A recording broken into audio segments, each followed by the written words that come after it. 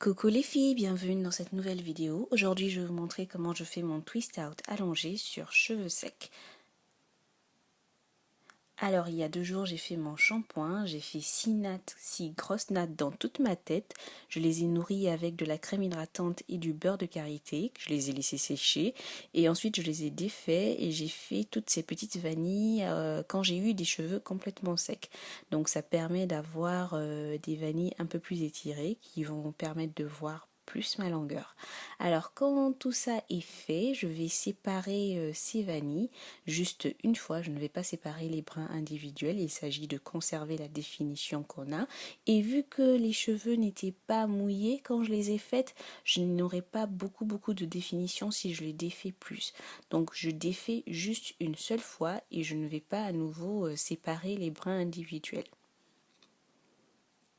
Je trouve que cette méthode est très intéressante parce qu'elle me permet d'avoir un twist out qui montre un peu plus la longueur de mes cheveux, contrairement à mon twist out sur cheveux mouillés quand je sors directement de la salle de bain, qui me donne une longueur à peu près 2 fois plus courte que celle-là. Donc j'aime bien cette méthode.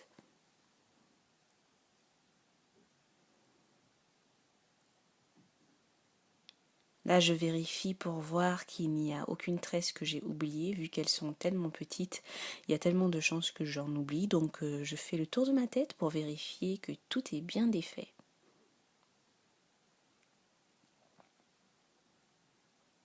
Ensuite, je prends mon peigne afro et je vais soulever mes racines juste pour avoir un tout petit peu plus de volume, vu que cette coiffure ne me donne pas autant de volume que mon twist out sur cheveux mouillés. Je vais soulever légèrement mes racines pour avoir du volume. Je le fais doucement, je n'arrache pas mes cheveux et je ne vais pas trop loin pour ne pas bousiller, on va dire, mes boucles. Donc vous voyez la différence entre la partie que j'ai faite et la partie que je n'ai pas faite. Donc je vais faire la même chose dans toute ma tête jusqu'à ce que j'ai le volume qui me convient.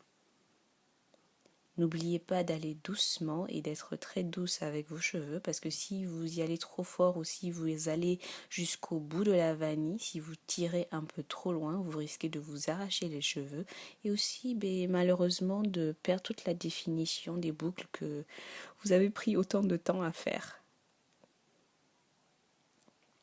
Alors là j'ai fini, voici le résultat final. C'est un twist out beaucoup plus allongé, tout aussi volumineux et avec de belles boucles. J'aime beaucoup, si vous aimez dites-le moi en commentaire, likez cette vidéo, n'hésitez pas à la partager.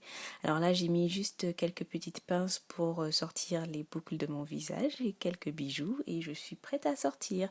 Bisous et à la prochaine.